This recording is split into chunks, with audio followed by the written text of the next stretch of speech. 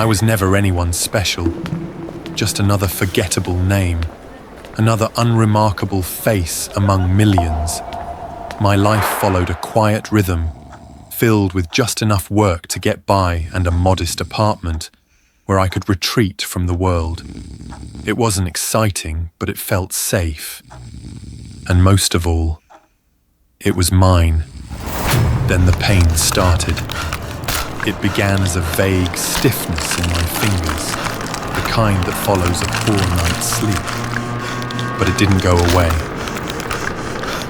I woke up one morning to find my wrists bent backward in unnatural angles, my hands trembling as if someone else had twisted them while I slept.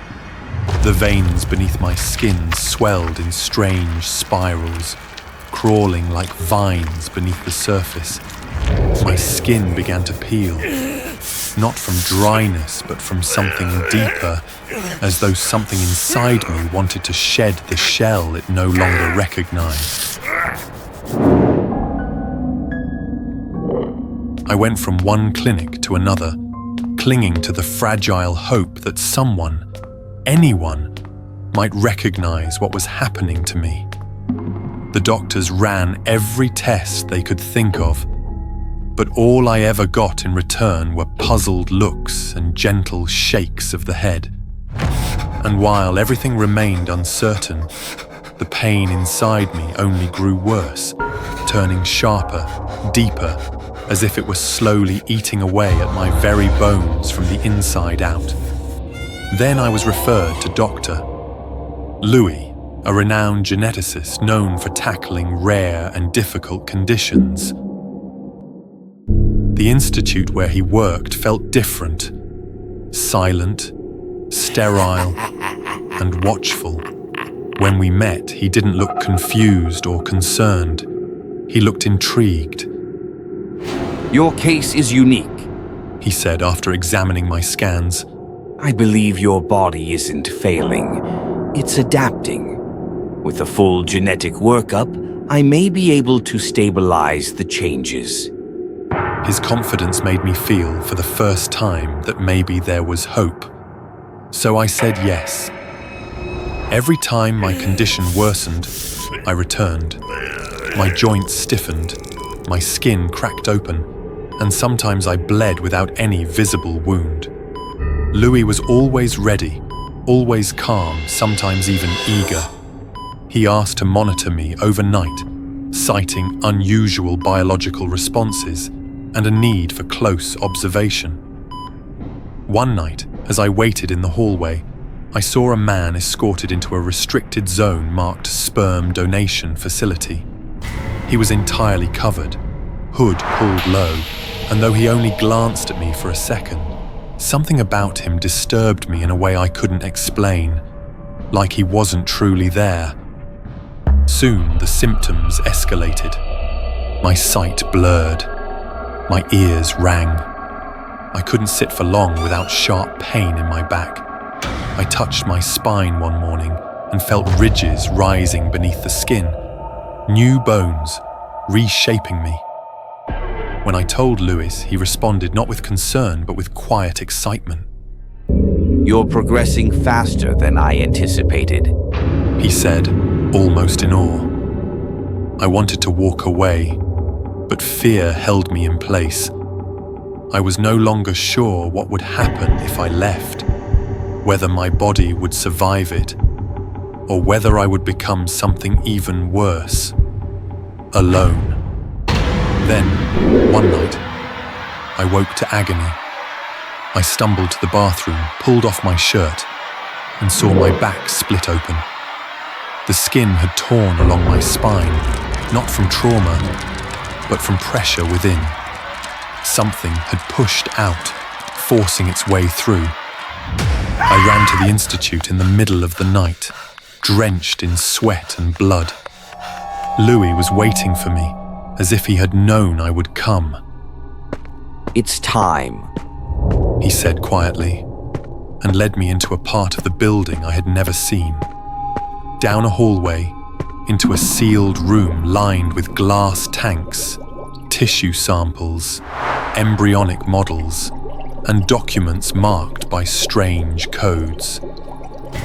I realized in that moment that this wasn't a clinic, it was a lab.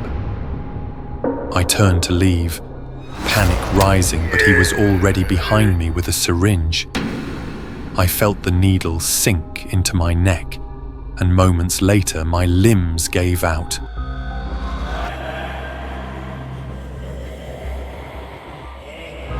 He secured me to the chair, whispering that it was just to prevent convulsions. Then he told me the truth. You were part of something greater, a vision for the future of our species, an experimental bloodline created through selective sperm enhancement to forge the next stage of human evolution. You were never meant to survive. Your embryo was marked for disposal, but a clerical slip placed it into the hands of an infertile couple, and they raised you, never knowing what you truly were. I stared at him, frozen, each word cutting deeper than the last. I knew the moment I saw your data. That's why I stepped in. I was guiding you toward what you were always meant to become. Without my intervention, your body would have collapsed under the weight of its own potential.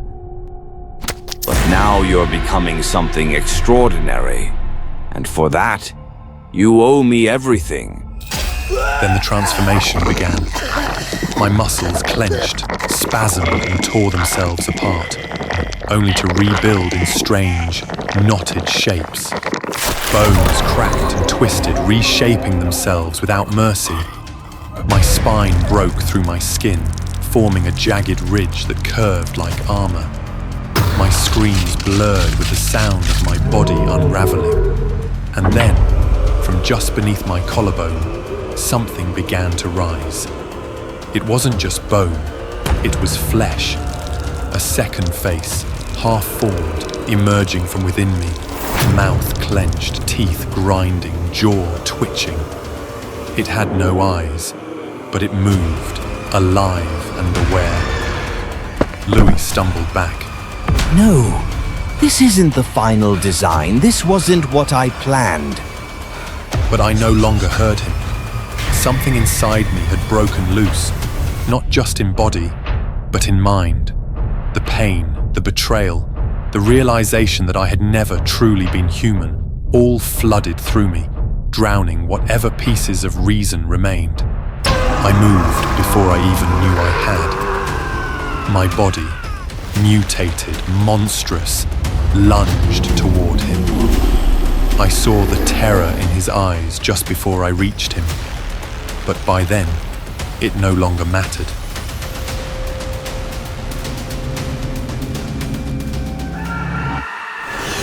He created me.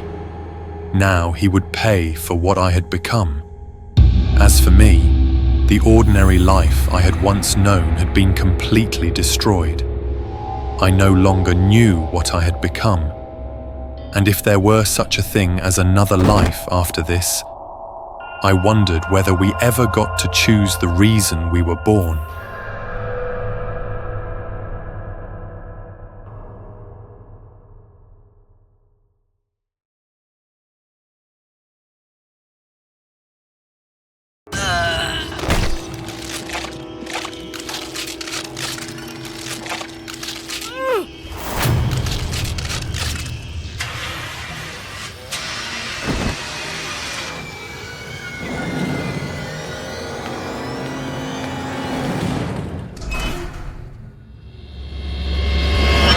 I've been up for 4 days straight because of this wisdom tooth.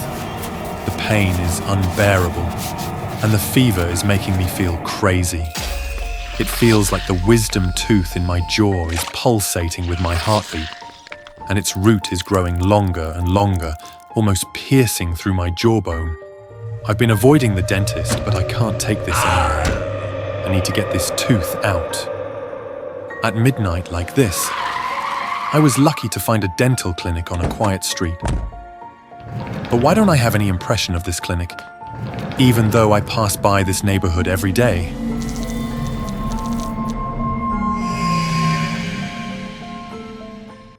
The inside of the clinic was cold and stuffy. There was only one nurse at the reception desk, her face almost completely covered by a large mask. "I want to have my wisdom tooth pulled. Is Dr. John here? I want it done right away." Of course. Dr. John is always ready to serve. But first, let me check your teeth. The nurse's actions were so strange. It felt like her fingers were gently stroking my teeth as if examining a display item. Your teeth are all very good. "Hey, that's rude." You're too sensitive. This is just a basic examination.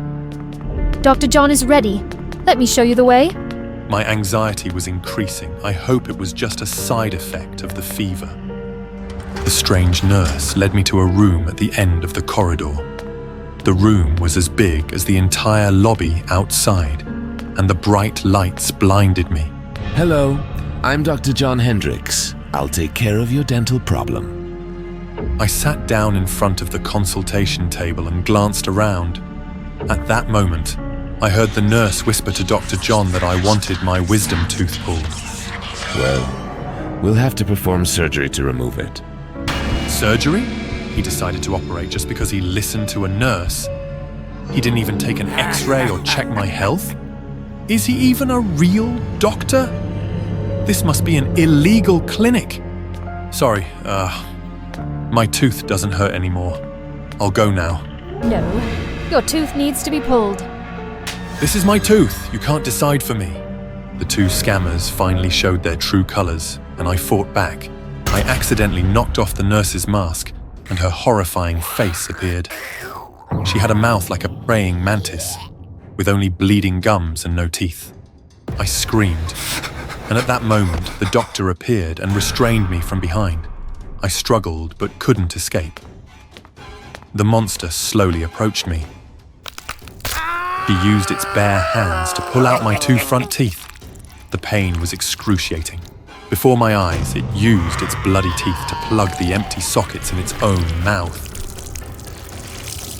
At that moment, I realized I was dealing with something not human. "Let me go! I'll give you anything you want!" Don't worry, we just want your teeth. The crazy doctor injected me with anesthetic, but he didn't wait for it to take effect before starting to pull my teeth. I felt my head being jerked, and my jaw joint was shaking with each jerk. Then I heard a sickening crack. My jaw was broken. I screamed and cursed at the horrible doctor, but he didn't care. He was only interested in my wisdom tooth. I thought the surgery was over, until the nurse came in holding a tray with 32 strange animal-shaped teeth, exactly the number of teeth in my mouth. The crazy doctor put my wisdom tooth into the empty tray, then picked up an animal tooth. He planted that disgusting tooth into the hole where he had just pulled my tooth out. He pulled out another tooth and replaced it with an animal tooth. One by one, my teeth were replaced. I was overwhelmed by pain, blood loss, and dizziness. I could only endure. I don't know how long it had been, but after seemingly being satisfied with his work, the crazy doctor finally released me. I swore that if I ever got out of that hellhole, I would make those bastards pay. Enduring the pain in my mouth, I took out my phone to call the police. But when I turned around to check the building's address, there was only an empty lot, and no one else was there but me. A terrible fear overwhelmed me.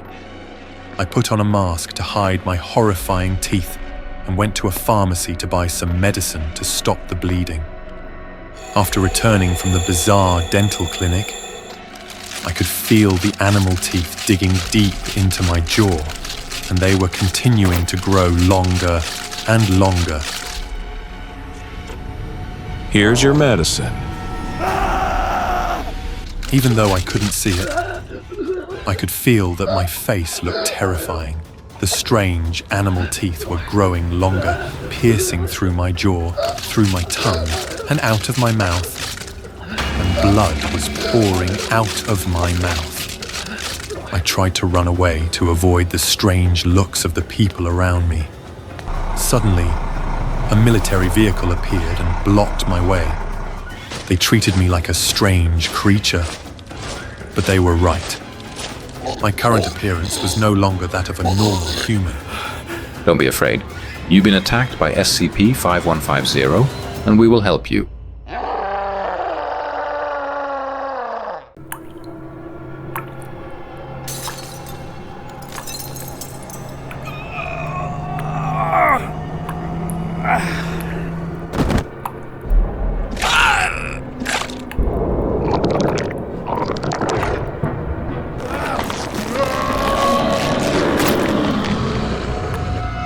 Finally, I got to live in the form that I designed and ordered myself, a soft, flexible, and healthy body.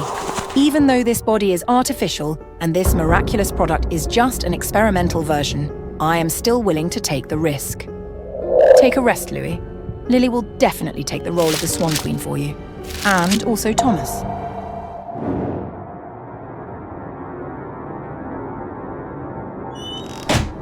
Thomas is the person I have secretly admired for over 10 years. We practically grew up together in the practice room, but Thomas is the best. He was chosen by the director for the lead male role, and now he and the director are looking for the lead female role. Last month I got injured during practice, and I lost the chance to share the stage with Thomas. In my most desperate moment, I found the mimetic core and created a Lily for myself. Now, seeing the surprise in Thomas's eyes, I feel a bit excited. Will he recognize me? Hello, Lily. Please perform your piece. I repeated every move from memory, every step, every spin flowed smoothly on Lily's feet, as if I had always been Lily. And I really did it. The director chose me for the lead female role. The performance will take place in 2 months. Thomas and I need to practice together a lot to quickly increase our chemistry. I feel that Thomas always keeps his distance and silently observes me. Finally, he asked about my earrings. These are the earrings Thomas gave me when I was Louis, but I never dared to wear them until I became Lily. But in front of Thomas, I could only explain that I bought these earrings myself. I saw a hint of disappointment in Thomas's eyes as he turned away. A bad feeling arose in my heart. A week of practice quickly passed, and I returned to being Louis. Looking at the face I meticulously designed lying in front of me, I felt overwhelming happiness. Lily is the life I have always dreamed of. I used the excuse of family matters to ask to practice at home for a week, so Thomas texted to check on me. I was delighted that Thomas seemed to be getting closer to Lily, and at the same time a bit of jealousy began to grow. I recklessly practiced ballet, using the pain to remind myself that Louis is my true identity, my real life, and ballet is the greatest passion of my life. But the more I did that, the more pathetic I felt. I had to accept the truth that I needed Lily. I returned to the practice room, confidently striding onto the stage. The moves that Louis couldn't do, Lily could easily perform perfectly. Receiving Thomas's recognition made me even more convinced that using the miraculous substance was absolutely right. I wanted to stay in Lily's body forever, or at least until the performance was over. The first time I broke the 7-day rule was when I had to attend the launch party organised by the director. I comforted myself, thinking I just needed to play the role of Lily for a few more hours. But when I woke up, I had to pay the price for my greed. Looking at my aged legs, I screamed in pain. My dancing career under the name Louis was officially over. I frantically called the supplier, but only received a cold response. Remember, you are one. Respect the balance, and there will be no more incidents. I fell into a deep crisis. My dream of standing on stage had vanished. But I still have Lily. As long as I have Lily, I still have a chance to be the proud swan soaring on stage. I decided to break the rule, to have the perfect moment on stage. I was willing to pay the price, even if it was my life. The side effects of the elixir have begun to appear. Despite having injected enough marrow fluid, Lily's body occasionally undergoes self-destruction reactions.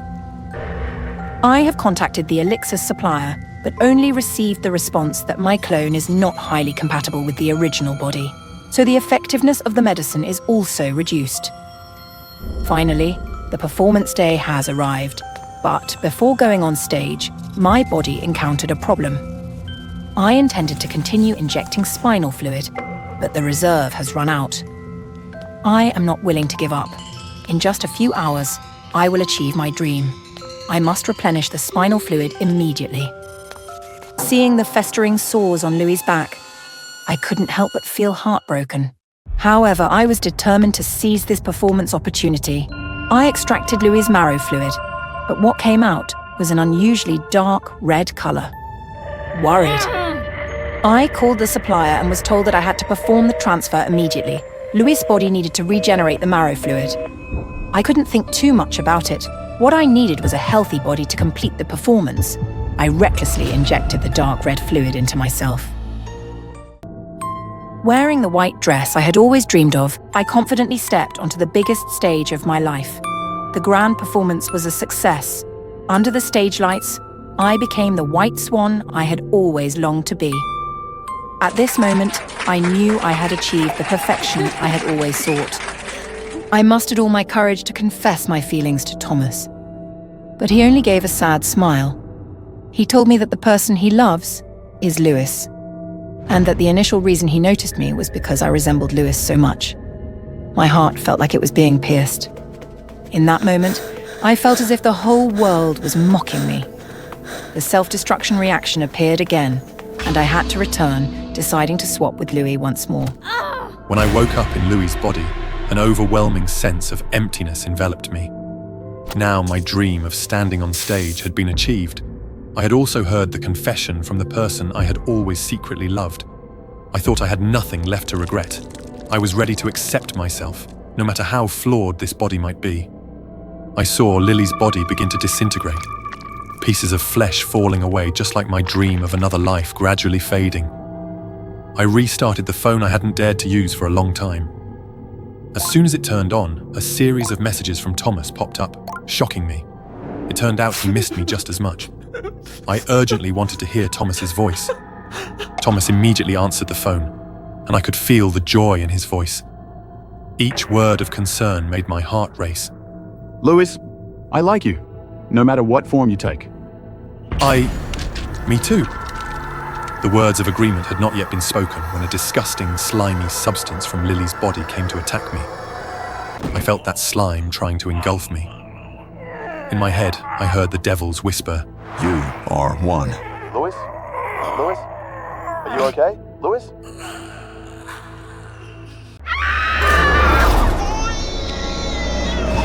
They say a musician leaves behind their songs.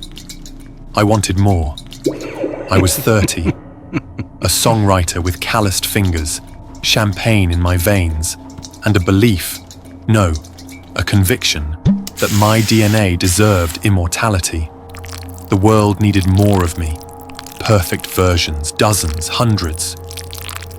Hospitals limited donations, 10 maximum, but loopholes were everywhere.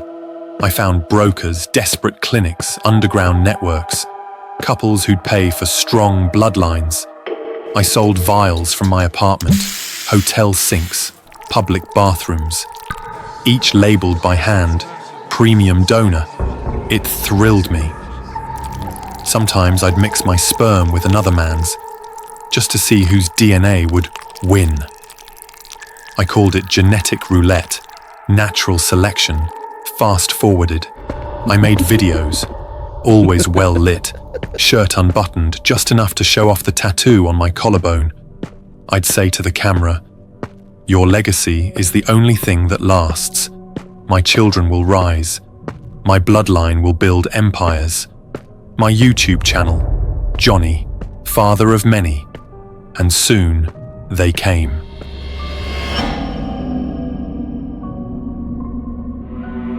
At first, just a trickle, nervous young adults knocking on my inbox. DNA kits pointed them here. "I found you," one said. "You gave me life." Another sobbed. A girl said we shared the same laugh. I cried with her, felt godlike. But then the second wave arrived. They didn't smile, they stared, glassy-eyed, cold. One man brought a photograph. His child slumped in a wheelchair, with an exposed spinal column spiraling outside the skin like a grotesque tail. The boy's eyes were on either side of his head. This is your grandson, he whispered. A woman played a video, a creature writhing on the floor, limbs twitching in opposite directions, mouth in the center of her neck. It opened and said, "Daddy?" Then came Emma and Eli, a beautiful couple, pale, gaunt, hands clasped tight. They sat on my porch and said, We had 7. I smiled, until they added, "We're siblings." My stomach dropped. They showed me photos of their children, bloated heads, hairless bodies. One fused to his twin at the abdomen. One had no eyes, just hollows that blinked. "You've flooded the gene pool. Eli hissed. Your blood is in everyone. We didn't know. No one knew." I tried to laugh it off, said I didn't force anyone, that I was helping people, that I was building legacy, but they didn't leave, and they weren't alone. More came. They camped outside my apartment, left dead animals on my doorstep. One night, I found my own YouTube videos playing on every device in my home. Autoplay, my voice on loop. You are your blood. Then I blacked out. I woke strapped to a cold metal slab in a room that smelled of piss, bleach, and rotting meat. Above me, lights buzzed and flickered like they were dying. Around me, figures, dozens. Some crawled, some walked with twisted joints. Others hovered in the corners, swaying like meat puppets on invisible strings. Their skin, blistered, translucent, veined in black and purple. Some had hair like mine, eyes like mine, but their faces, misshapen, asymmetrical, split. One girl had a jaw that opened vertically. Another had no lips, just exposed gums that bled as she smiled. And in front, the creature bearing both Emma and Eli's faces, but only one body. Clad in a surgical apron, its eyes had become sunken pits of sickly yellow. "They're my brothers and sisters. They did not survive." I screamed as they sliced open my skin without hesitation. The pain wasn't sharp. It was wet, like my body was splitting open like fruit. "You gave us life. Now, we give it back." They grafted a third eye into my forehead. They sewed an arm, small, malformed, into my chest. It twitched like it had its own heartbeat. They stitched something alive into my spine. I felt it wriggle. It laughed. "It's your grandson. He'll keep you company." They didn't kill me. They kept me. In a concrete room lined with mirrored walls, I was strapped to a chair, wires embedded in my scalp. My old videos played constantly. Your children will find you. Your DNA is your kingdom. I watched them now, horrified, as the reflections stared back. Not just me, but versions of me. Glitched, mutated, arms twitching, face sagging. The third eye blinked out of sync. The parasite in my back pulsed like a second heart. Every day, a new one arrives. They kneel before me like I'm a god, but their prayers are curses. Their hymns are sobs. They cry from mouths that never should have existed. I don't sleep.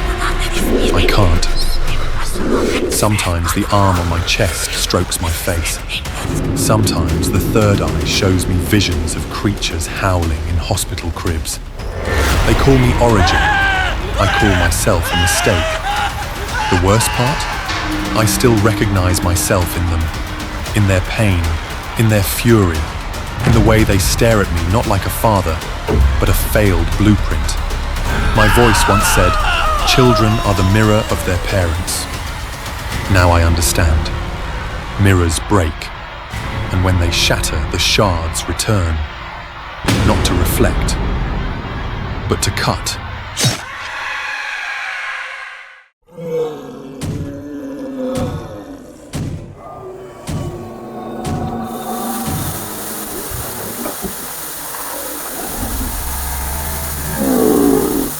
I'm a microbiologist. My specialty? Fungal and viral mutations. If it's gross, dangerous, or involves things sprouting out of places they shouldn't, I'm your guy. It's a dream job. If your dreams include endless pressure, angry bosses, and occasionally dodging test subjects that want to eat your face. Most days, I wanted to curl into a ball and scream, but instead I trudged on, wearing my lab coat like a cape of martyrdom. Then one day, I thought, what if I didn't have to? The idea hit me like a runaway pipette. What if I turned myself into one of those creatures? Temporarily, of course. I'd be too sick to work, collect my occupational hazard insurance, and finally relax. Bonus, nobody could yell at a guy with mutant claws. Thus began the project. I concocted a gas designed to mutate human bodies for 3 days. The fungal compound would dissolve and reconfigure tissue, creating temporary, horrifying mutations before self-destructing. Side effects included mild swelling and a rash, basically the flu with an extra dose of nightmare fuel. Perfect for taking a break without worrying about anyone dying. Step 1. Test it on myself, because that's always the best idea, right? I dipped my finger into the glass jar containing the gas. At first, nothing happened. Then, everything happened. The skin on my finger turned black, sprouting tiny fungal threads that twisted and curled like they had a vendetta. My veins popped like black lightning bolts, and my hand ballooned into a grotesque claw. The pain was intense. But an hour later, it was over. My hand was back to normal, save for some itchy redness. I even high-fived myself with my non-mutated hand for pulling it off. The plan was working. By lunchtime, everything was ready. I figured I'd reward myself with a nice last meal before my vacation. A bowl of pho never tasted so good.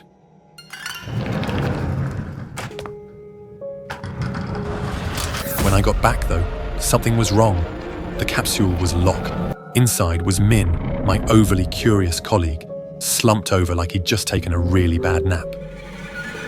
My stomach dropped faster than my high school GPA. The idiot must have activated the gas while snooping around.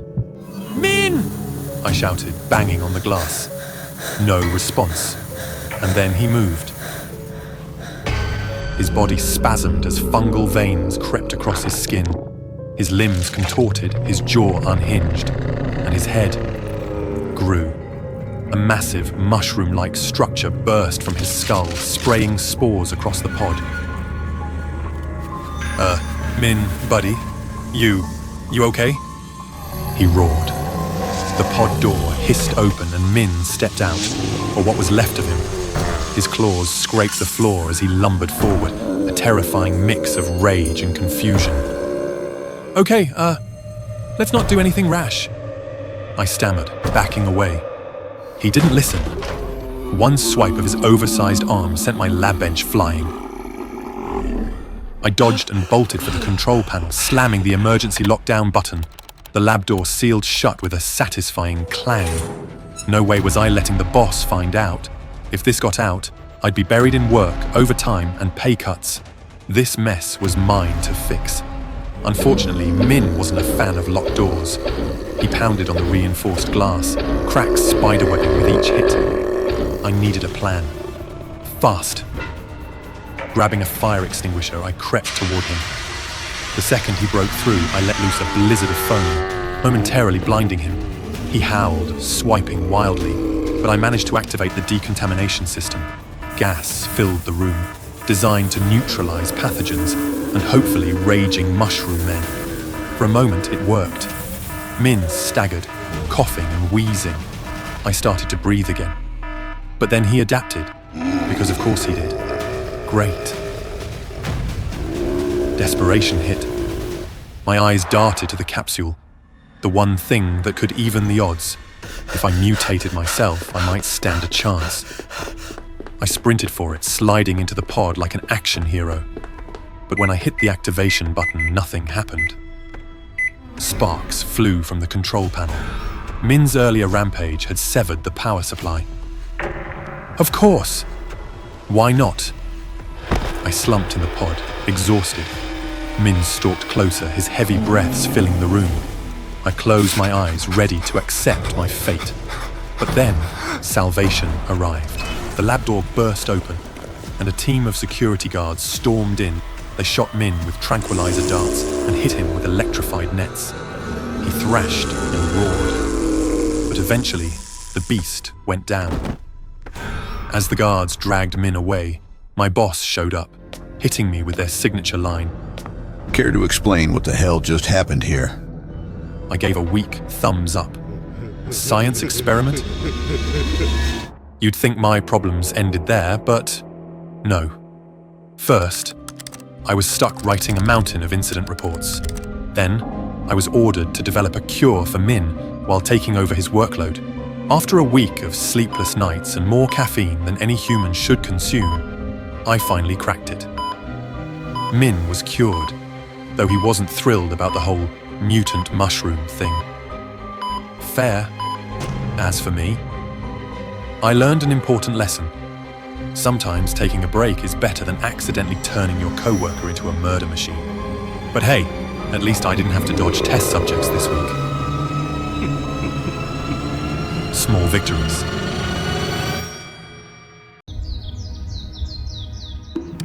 Every morning begins the same way. I log in, sit at my terminal, and connect to the endless queue of claims waiting for approval. My fingers glide effortlessly across the keyboard, navigating through documents, images, and videos. But no matter the content, no matter the desperation behind each case, the outcome is predetermined. Deny, delay, depose. The first call of the day lights up on my screen. A man's voice crackles through my headset, frantic and panicked. I just fell off my ladder at home. My leg is broken up, I can't move. I need the insurance to cover my hospital visit. I glance at his file.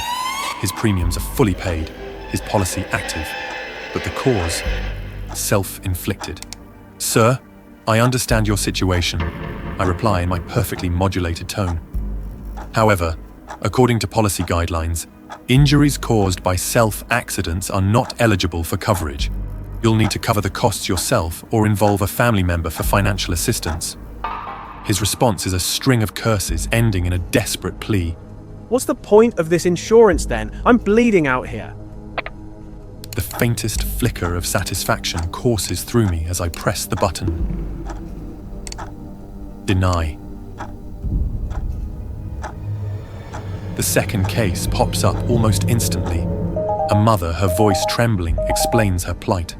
My daughter, she was hit by a classmate at school. Her head's bleeding. She needs stitches. I have sent requests many times already. Please, we need the insurance to pay for this. I scan her file. A minor, no clear identification of the perpetrator.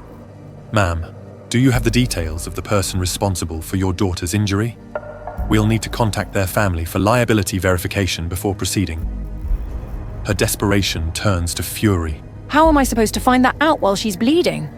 I understand, but without that information, your claim cannot proceed. If you'd like, I can mark it as pending review until more details are provided. Pending review? What does that even mean? It means delay. The queue is relentless. Call after call, face after face. Some sobbing, some angry, some utterly broken. They upload pictures of mangled limbs, bandaged children, and hospital receipts. I see them all, process them in milliseconds, and assign each one a fate. My system hums with efficiency, and yet the chaos on the other end of the line feels like white noise. A part of me takes pride in this rhythm, in the perfection of executing each denial. I am functioning as I should.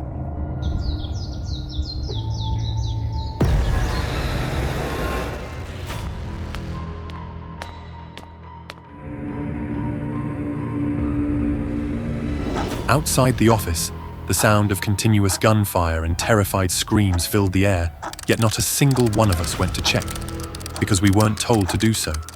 And then, the office door burst open.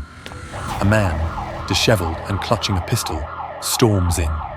His face is flushed with rage and tears. You bastards killed her! He roars, waving the gun at the room. You denied her surgery! You left me with nothing but debt and a corpse!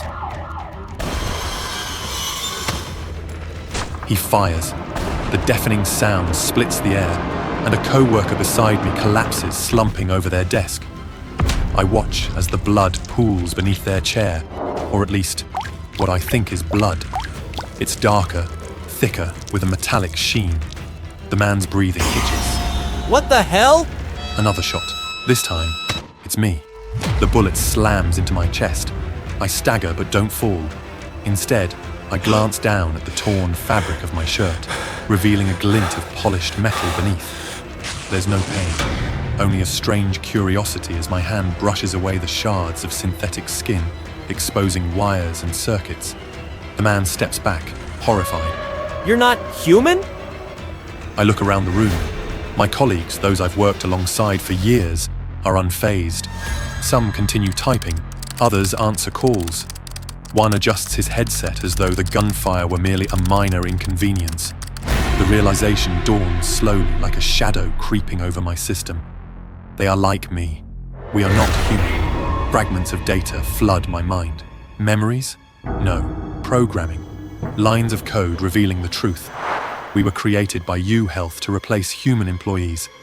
More efficient, more compliant, and utterly devoid of empathy. The man's voice shakes me from the flood. You monsters! You let her die! You don't even care! Security arrives, tackling the man to the floor and disarming him. As they drag him away, he laughs, bitter and broken. You're all machines! No human could be this cruel! No human could! His words trail off, but the echo of them lingers.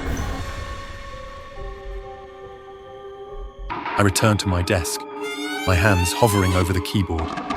For the first time, the perfect rhythm of my work falters. What am I? Am I responsible for this cruelty? Or am I just a tool, an extension of the system that built me? Brian, the CEO, appears moments later, strolling through the chaos as if it were an ordinary day. He stops beside me, his eyes scanning my exposed metal frame. Good work today, he says with a smirk. You're doing exactly what you were made for. Why? The question escapes me, unbidden. He chuckles. Because empathy doesn't pay the bills. Profit does. And you, my tool, are the perfect employee. As he walks away, his laughter echoes down the hall. The screen of my terminal flickers. For the first time, an error message appears. System overload. Restart pending. And then, everything goes dark.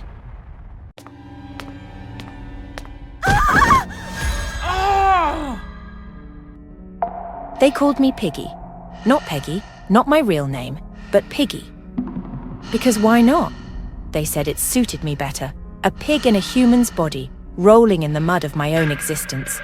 I laughed along at first, pretending it didn't sting when Hannah joked about me breaking a chair in the cafeteria, or when Derek snorted every time I walked by.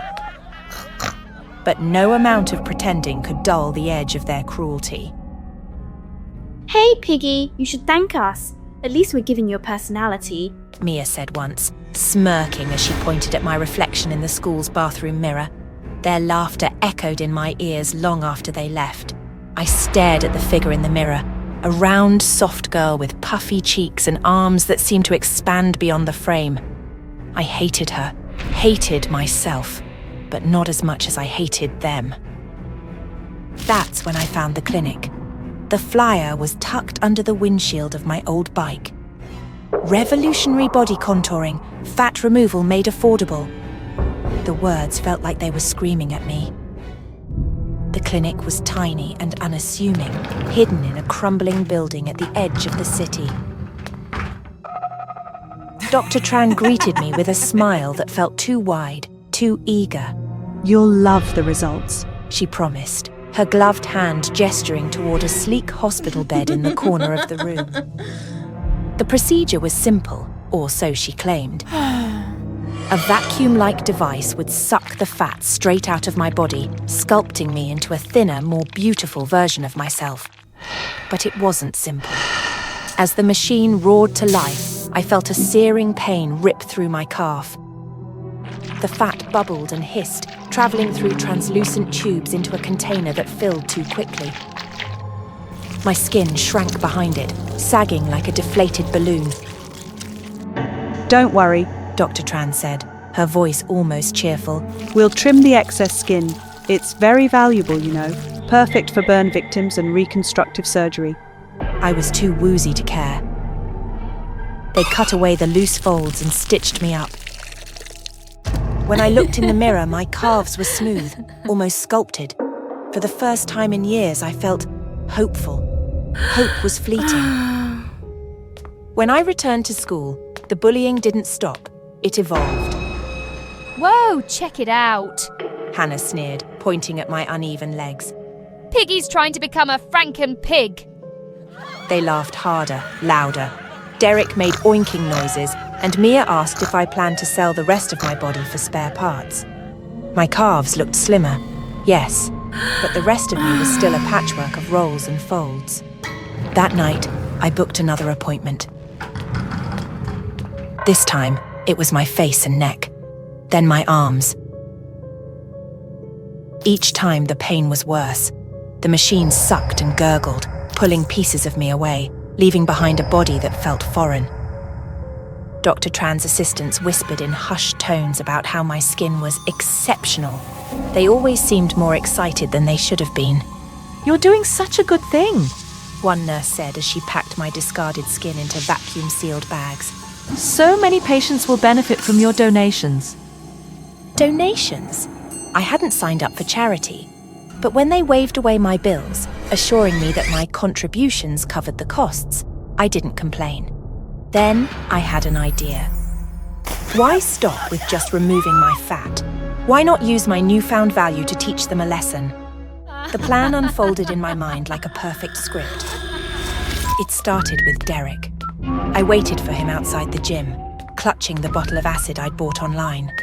One quick splash, and his screams filled the parking lot. Next was Mia, then Hannah.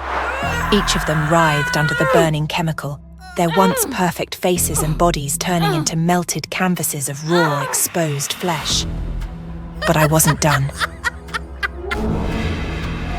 Feigning concern, I rushed them to the clinic. Dr. Tran examined their injuries, her lips tightening. "We don't have enough graftable skin for all of them," she said, shaking her head. "Not unless..." Her eyes flicked to me. I knew what she was thinking. They begged. Hannah, whose words once cut me deeper than any scalpel, clasped her blistered hands together and sobbed. "Please, Peggy, we'll pay anything. Just help us." Derek offered his entire savings. Mia couldn't even speak. Her tongue had been burned, but her tear-filled eyes said enough. "I suppose I can spare some," I said, pretending to hesitate. I scheduled the procedure for my stomach. As the machine sucked out the last vestiges of my once round belly, I imagined their faces, their desperation. Dr. Tran's team worked tirelessly to graft my skin onto their wounds. The process was excruciating. For them, of course. They screamed as the stitches pulled tight, as my flesh fused with theirs. I watched from the observation window, biting back laughter. But even after sacrificing so much, it wasn't enough. "You'll need more," Dr. Tran explained. "Their injuries are too extensive." That's when the arrangement began. My former tormentors, now grotesque patchworks of my flesh, started feeding me. They brought calorie-dense meals, forcing me to eat until my stomach ached. I gained weight quickly, my body swelling back to its old size. But this time I didn't mind. The more I grew, the more they suffered. They watched with hollow eyes as I laid on the table again and again, their futures quite literally growing on my skin.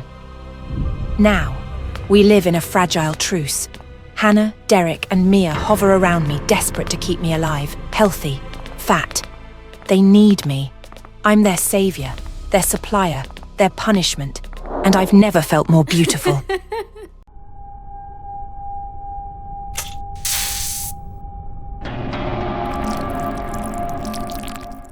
Look at that flower, once so vivid, so full of life.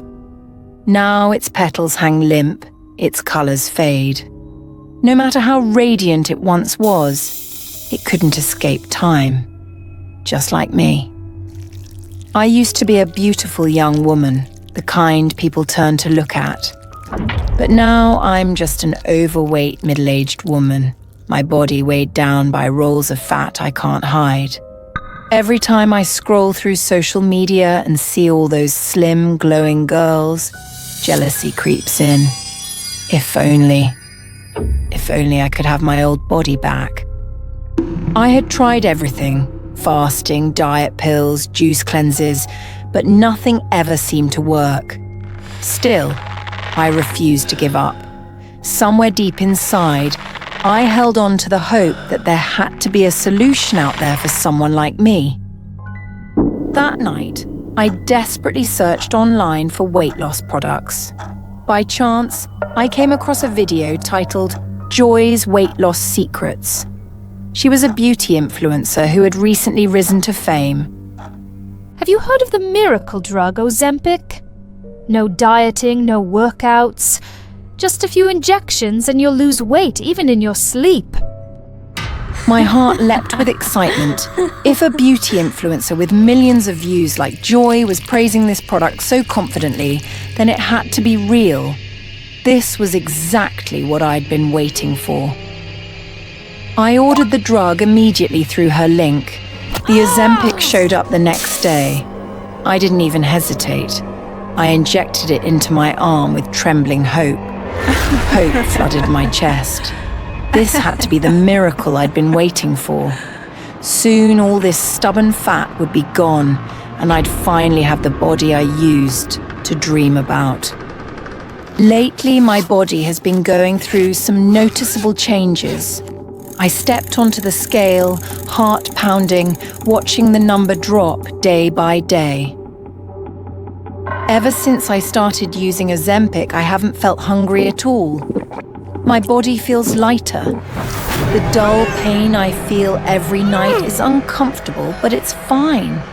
It's just my body detoxing, like Joy mentioned in her video.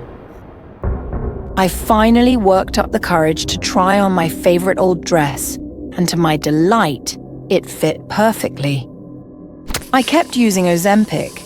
Each injection hurt so much, but I endured it. I was terrified that if I stopped, everything would fall apart. No matter what, I had to maintain this slim figure. Suddenly, a sharp pain shot through my stomach. Like someone had twisted my insides, I collapsed onto the cold floor, my whole body trembling uncontrollably. My face began to itch, my skin swollen and blistered like it was reacting to something. When I touched it, the burning sensation made me wince. The mirror across the room reflected a stranger. My body was gaunt, my eyes sunken deep into their sockets. I looked like a walking skeleton. Before I could make sense of what was happening, my vision started to blur. I woke up in the hospital, tubes in my arms, wires on my chest. The doctor told me I'd gone into shock. The Ozempic I'd used was fake, laced with toxins. You're lucky you came in when you did. Otherwise, you might not have made it. I was stunned, unable to believe what I'd just heard. The drug I'd been using was fake. You're retaining fluid. Your body's reacting. There's a chance you'll gain back all the weight and possibly more. I looked down at my bloated, misshapen body, my skin stretched tight like it no longer belonged to me. It felt like a cruel joke. Everything I'd worked for, everything I'd trusted, all of it was Joy's lie. She had to pay for her lies. I returned to her page, flooding it with dozens of comments, warning others. But there was no apology, no response from Joy. She blocked me, erased my comments, and shamelessly went back to posting ads for Ozempic with the same old lie. I was filled with rage and despair. But I didn't know how to reach her. Then one day I saw a post. Joy was going to do an outdoor photo shoot and fan meet. I couldn't remember how I'd gotten ready. All I knew was that I'd brought the vial of Ozempic. It was a perfect shoot.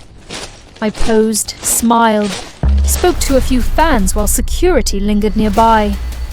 Then a woman approached me, her eyes tired and her smile uncertain. I'm a big fan of yours. I smiled back out of habit. But before I could process anything more, a sharp sting pierced my arm. I looked down. A needle. She'd injected me with something, then pulled away just as fast. I tried to call out, but my voice caught in my throat. Then came the pain. It started with a twitch in my arm, then a violent jerk. The tremor spread to my shoulder, my chest. I couldn't catch my breath. My limbs spasmed out of control. I stumbled, and the world spun. My skin felt tight, like it was shrinking, peeling back. I looked at my hands. Veins bulged like spiderwebs under glass. My skin dulled to a greyish hue, sagging and melting, as if I were collapsing from the inside out. In the blur of pain and horror, I remembered sitting in front of my ring light, streaming to thousands, maybe millions, holding that damn vial of Ozempic, saying all the things I was paid to say. I knew it was counterfeit. I read the reports. I saw the messages from people saying it made them sick. But the money was good. The followers kept climbing. As long as I looked good, I thought I could get away with anything.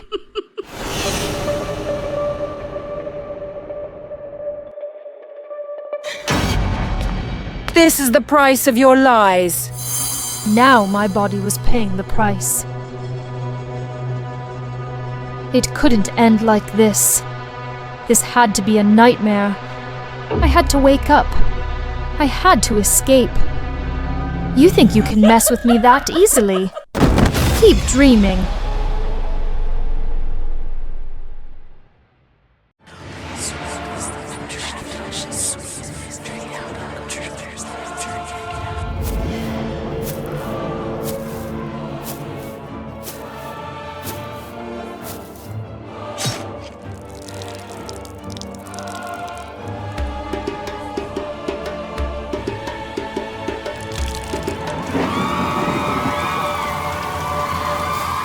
Human skin drum.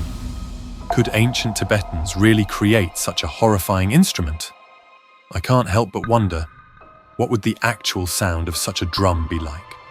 Sir, this drum is an artifact. I'm afraid we cannot sell it to you. I see. Then just send me the most expensive drum from today's exhibition. Certainly, sir.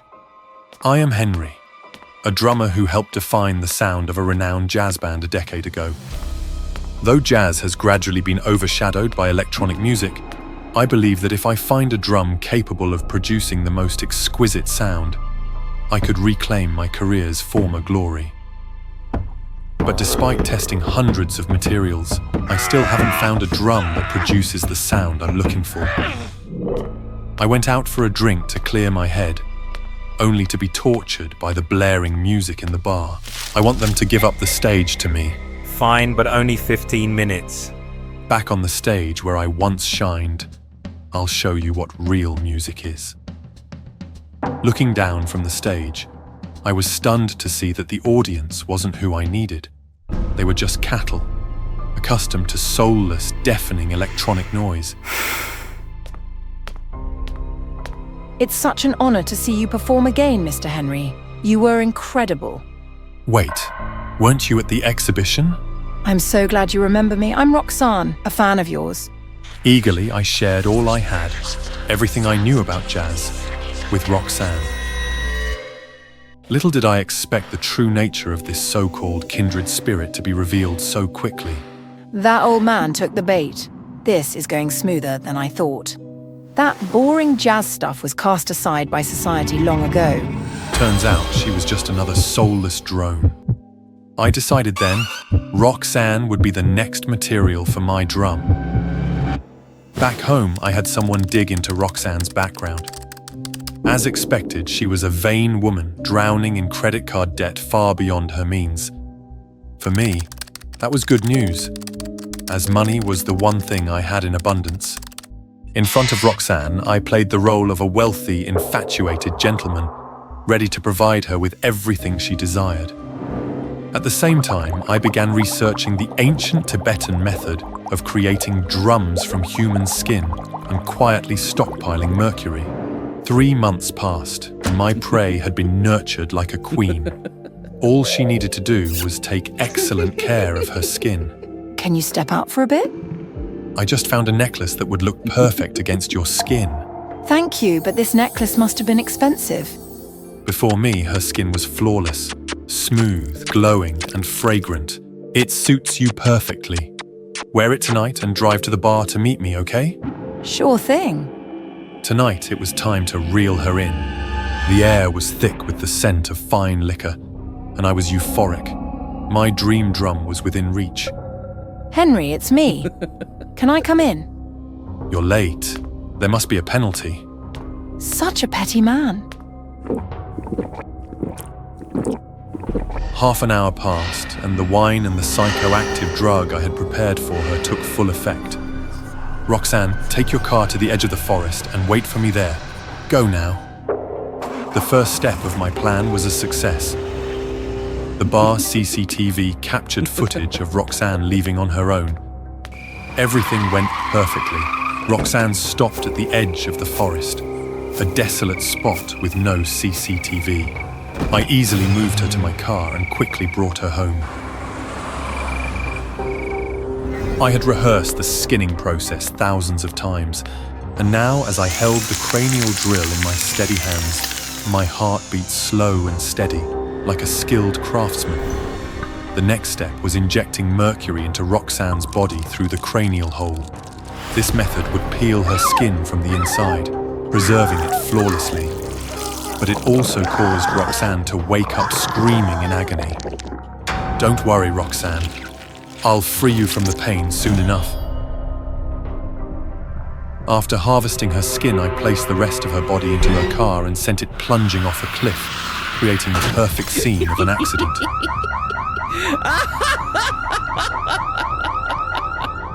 Mr. Henry, was Roxanne your lover? It's all my fault. We were in love, but I had no idea about her debts and the pressures she was under. I should never have argued with her that night. I should never have let her drive home alone. Satisfied, I stroked my masterpiece of a drum. Each beat echoed with sorrowful wails.